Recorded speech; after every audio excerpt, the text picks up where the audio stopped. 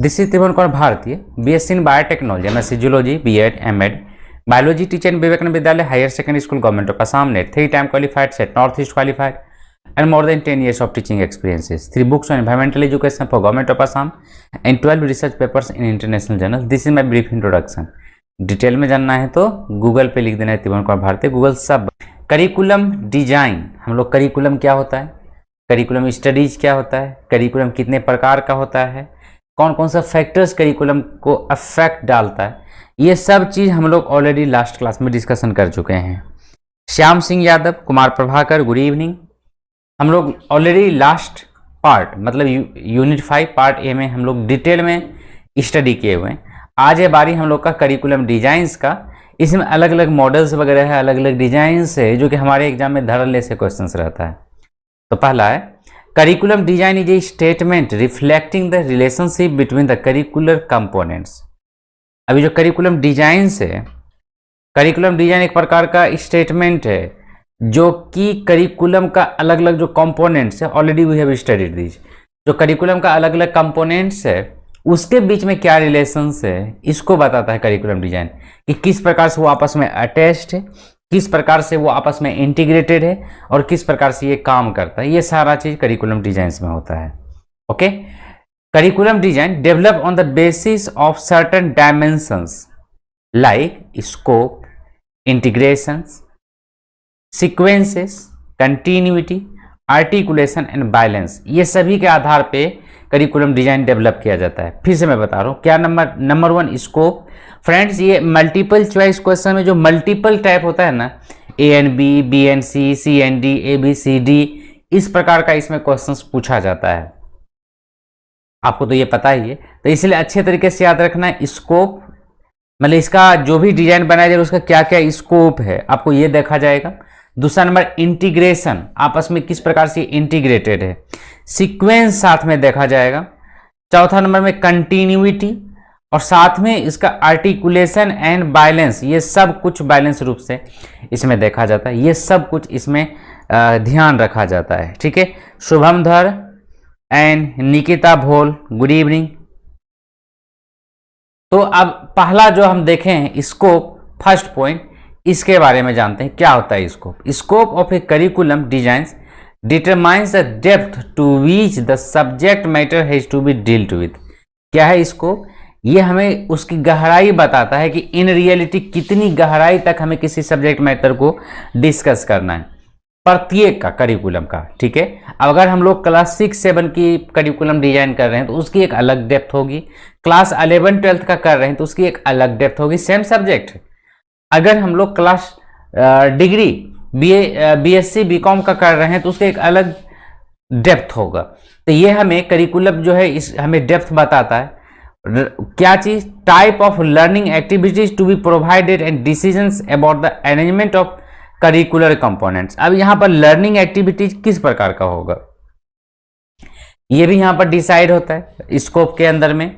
और अरेंजमेंट, इसके अलग अलग कंपोनेंट्स का अरेंजमेंट कितना होगा वो भी होगा।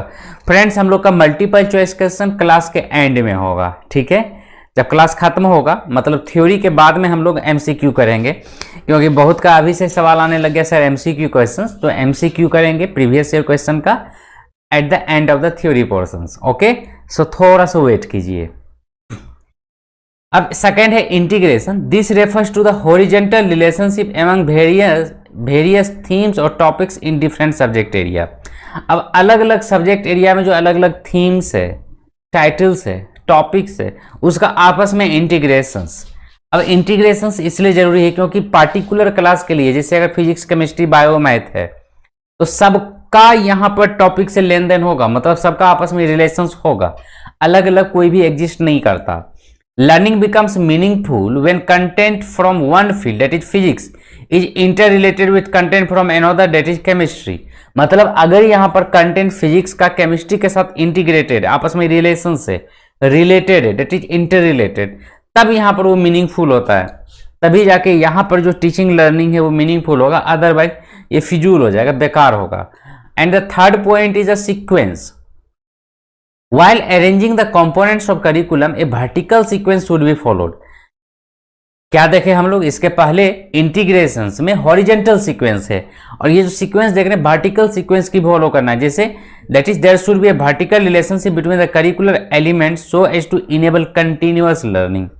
अब यहाँ पर वर्टिकल सीक्वेंसिंग भी होना है ताकि हम लोग कंटिन्यूअस लर्निंग यहाँ पर हम लोग कर सकें, मतलब कंटिन्यूअस लर्निंग हो सके, ब्रेक नहीं होना चाहिए। Okay, based on all. अच्छा, इसके पहले अभी तक हम लोग जितना भी डिस्कस किए आप लोगों का क्लियर है, समझ में आ गया?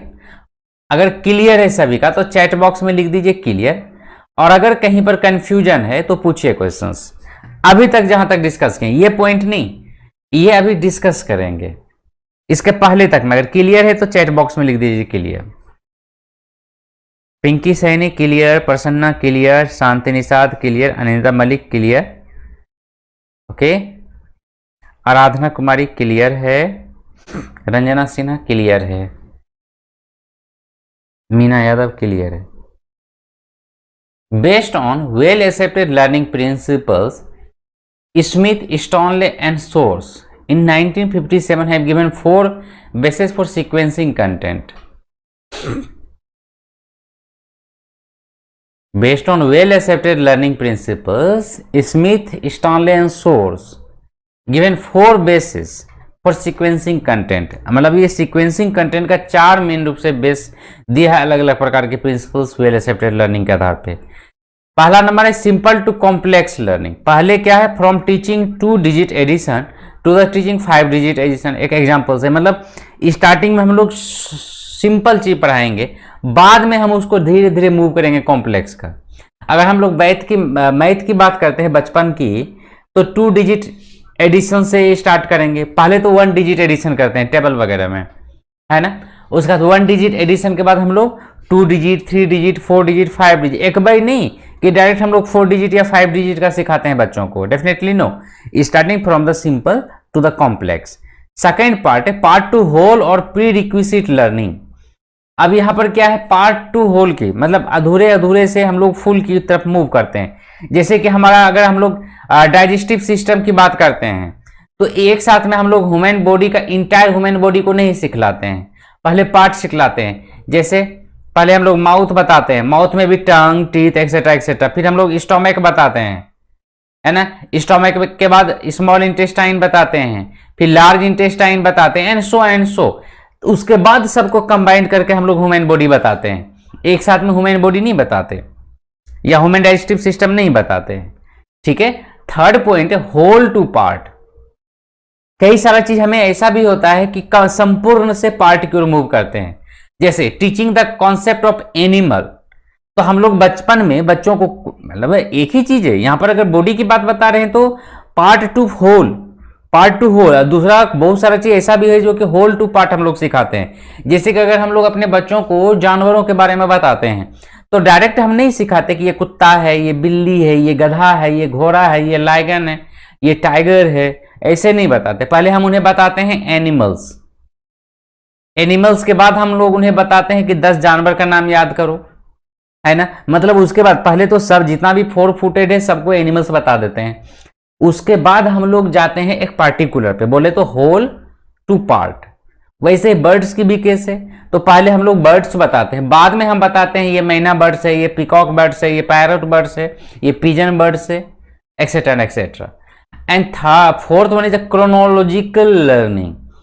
अब यहां पर जब हम लोग पढ़ाते हैं तो कोई भी चीज का अकरेंस का टाइमिंग फ्रॉम इंक्रीजिंग ऑर्डर में हम लोग उसको अरेंज करते हैं, बोले तो क्रोनोलॉजिकल स्टेप्स करते हैं, chronological occurrence of historical events. मतलब ये नॉर्मली आर्ट्स में होता है क्रोनोलॉजिकली। एंड अगला पॉइंट है कंटिन्यूटी। तो कंटिन्यूटी क्या है, continuity implies the repetitions of such skills और ideas in the curriculum about which the learner should have in depth knowledge. Repetition होता है आइडियाज एंड कंसेप्ट्स का। फॉर एग्जाम्पल्स अगर हम लोग बात करते हैं सिस्टम्स की, अगर हम लोग बात करते हैं सिस्टम्स की, से डाइजेस्टिव सिस्टम,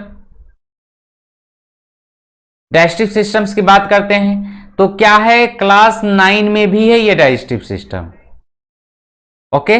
उसके बाद क्लास 11 में भी है ये डाइजेस्टिव सिस्टम, उसके बाद बीएससी पार्ट 1 में भी है डाइजेस्टिव सिस्टम, एमएससी प्रीवियस में भी है या फर्स्ट सेमेस्टर में भी है ये, ठीक है, तो ये सभी में है।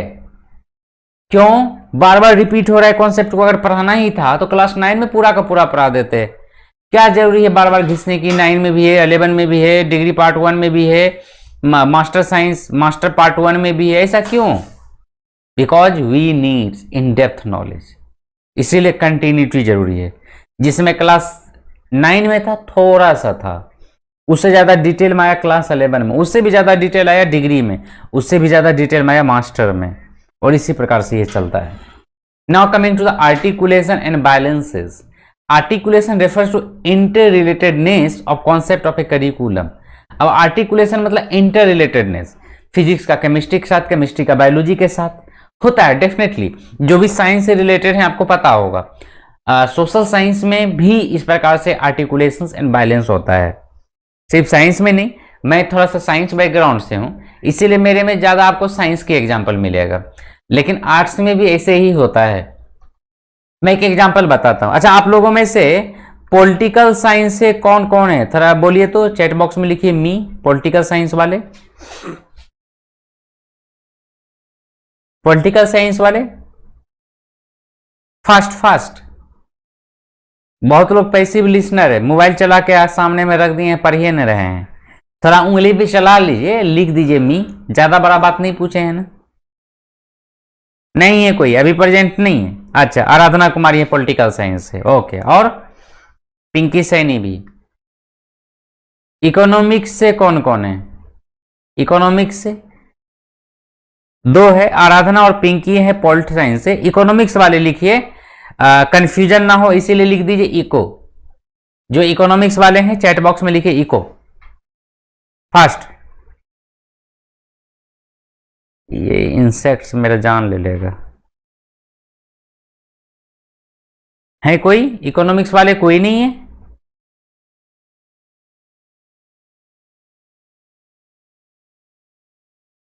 चलिए कोई बात नहीं, मैं हूं इकोनॉमिक्स वाला जब कोई नहीं है तो। ऐसे अगर होता कोई तो ज्यादा आसान होता कॉन्सेप्ट को क्लियर करना। अच्छा, इकोनॉमिक्स वाले नहीं है, कॉमर्स वाले तो हैं। कॉमर्स वाले, जो कॉमर्स वाले हैं वो लिख दीजिए तो कॉमर्स। कॉमर्स बैकग्राउंड, अभी तो सबका एजुकेशन ही है, कॉमर्स बैकग्राउंड की बात बता रहा हूं। है कोई कॉमर्स वाले? सिंपली COM लिखने से भी हो जाएगा। नहीं है, कोई बात नहीं, हम बताते हैं आपको। ये इकोनॉमिक्स और कॉमर्स, इवन आप पब्लिक एडमिनिस्ट्रेशन देखिएगा, पब्लिक एडमिनिस्ट्रेशन, इसमें भी आपको सेम थ्योरी मिलेगा। पॉलिटिकल साइंस पढ़िएगा, वहां पर भी आपको सेम मिलेगा।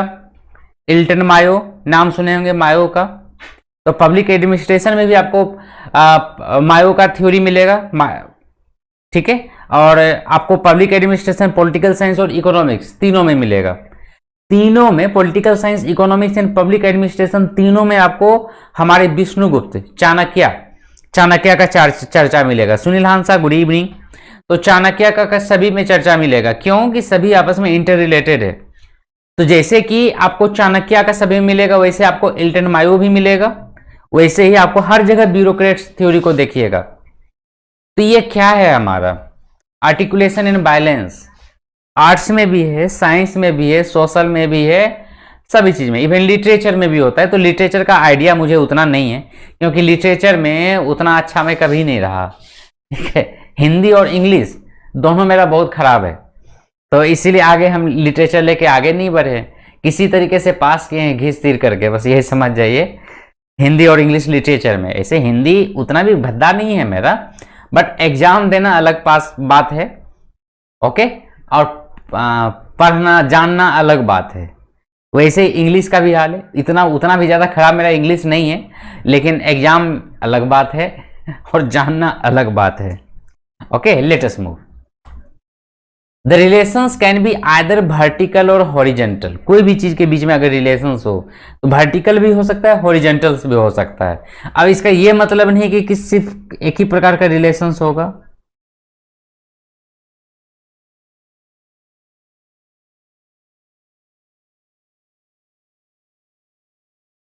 तो vertical articulation occurs when certain lessons, topics or courses are related to those occurring later in the curriculum sequence.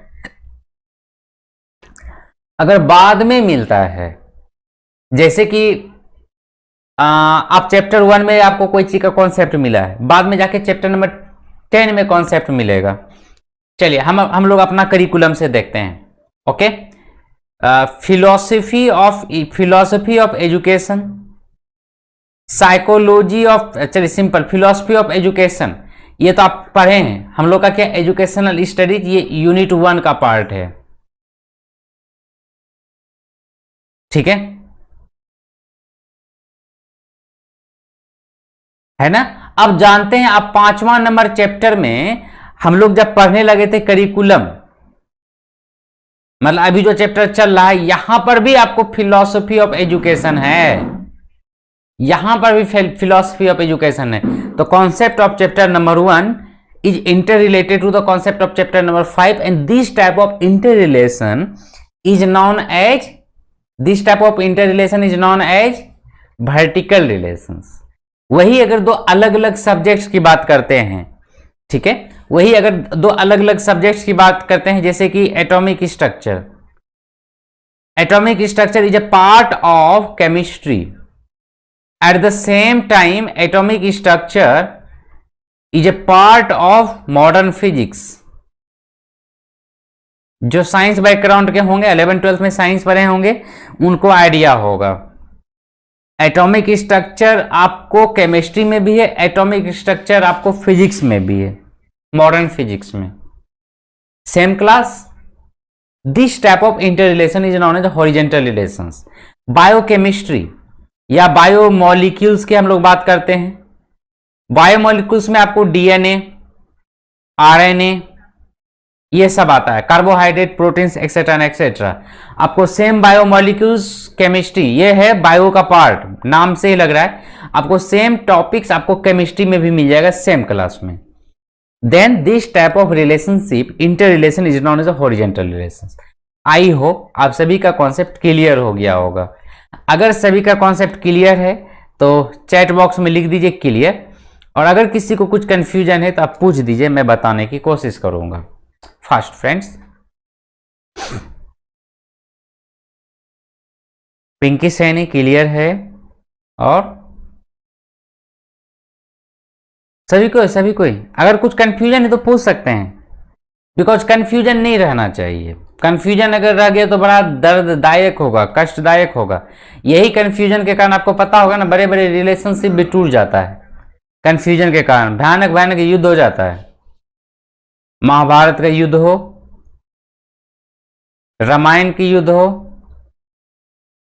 Russia Ukraine की युद्ध हो, इंडिया पाकिस्तान का युद्ध हो, या पाकिस्तान बांग्लादेश की युद्ध हो, सब कंफ्यूजन के कारण है।